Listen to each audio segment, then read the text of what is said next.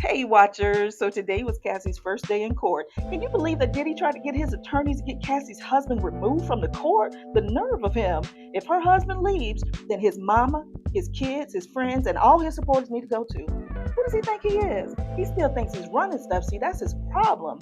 His attorney alleges that Diddy had messages from Alex Fine from 2018. And if y'all don't know who Alex Fine is, that is Cassie's husband. So they're alleging that Diddy has messages from Alex Fine from 2018, and in those messages, Diddy claims that Alex Fine was threatening him. Now, Diddy's attorneys were saying that Diddy feels uncomfortable with Alex Fine being in the courtroom, so he shouldn't be in there during the testimonies. This is from a man that blew up somebody's car, okay? His attorneys were saying that Cassie has enough of her support system with her parents and her brother being there, so basically, they can do without Alex Fine in the courtroom, right? Wrong. He is such a theatrical princess and a stunt queen. I can't stand him. But as far as I know, Alex was not asked to leave his 8-month pregnant wife in court without him. But Cassie was asked questions about her relationship with Diddy over their decades-long relationship.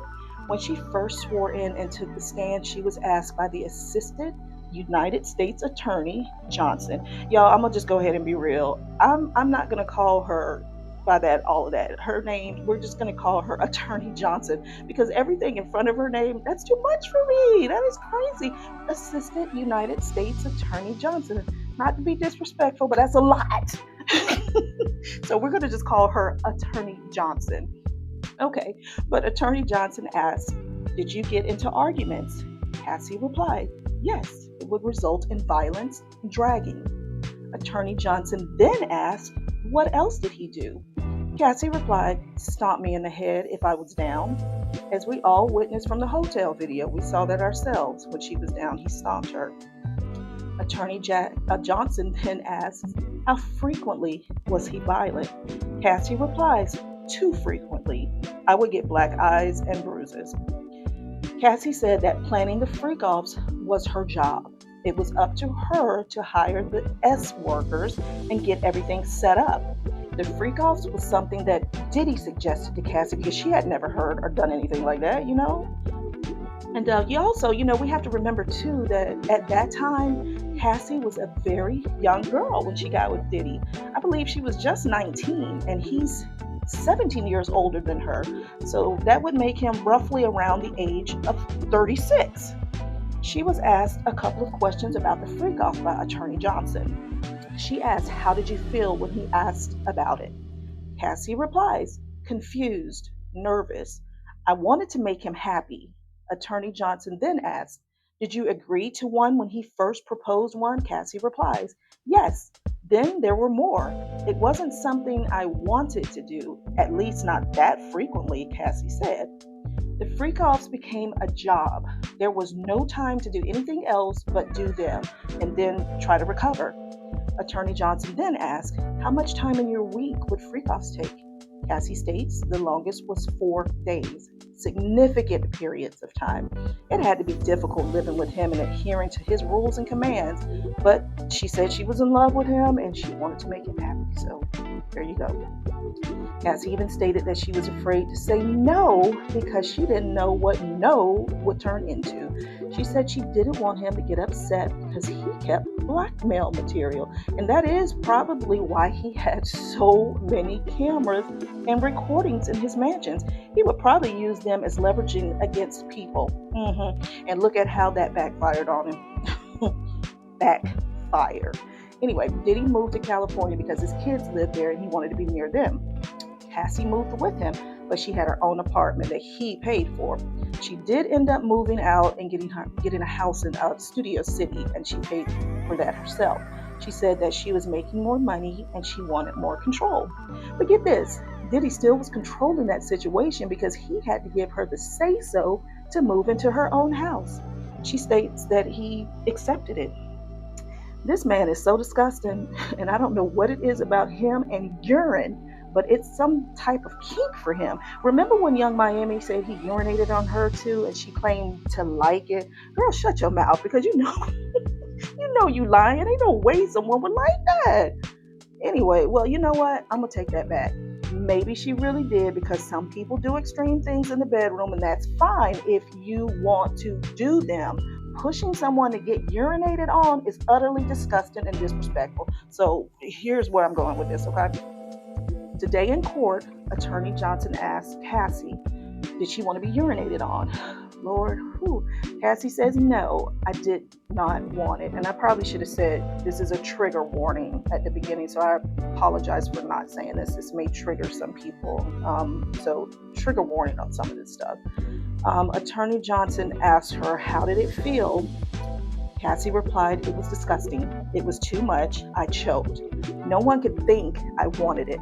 Then Attorney Johnson asked, why were you choking? Cassie replied, too much urine in my mouth. Attorney Johnson then asked, who else urinated on you? Cassie says, Sean. Attorney Johnson asked, did you want Sean to urinate on you? Cassie replied, I didn't want anyone to urinate on me. Johnson then asked, how often did it happen? Cassie replied, often enough. Ms. Johnson then asks, why didn't you say no? Cassie says, it was obvious that I didn't want to be on the ground being urinated on by two men. Yeah, who wants that? I mean, really? Cassie talks about how she basically had to be somewhere else in her mind to get through this mess of a life she was in. I'm sure this was a miserable time for her. Everything was about Diddy and what he wanted to do. You know what I'm saying? F everything else and everybody else. It's all about the diddler. It's all about what he wants. So Cassie said that in order for her to do these freak-offs, she needed to be disassociated and completely emotionless. Cassie said that she needed to not be present with the experience. Attorney Johnson asked her why, and she replied saying, it was something I hated. Do y'all know that, trigger warning, do y'all know that Cassie said that this man would make her do freak-offs on her period too? How gross is he? My goodness, what? How? Oh my gosh.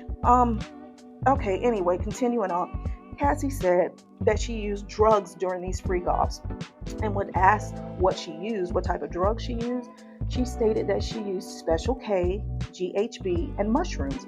Attorney Johnson asked Cassie, how did you react to ecstasy and MDMA? Cassie replied, it could make me vomit. Attorney Johnson asked, what did he say? Diddy is he. What did he say? Cassie said that Diddy told her to continue.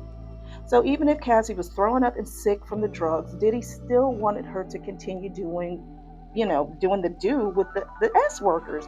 It was so much said today that I can't possibly talk about everything. It was so many triggering, events in it. It's awful.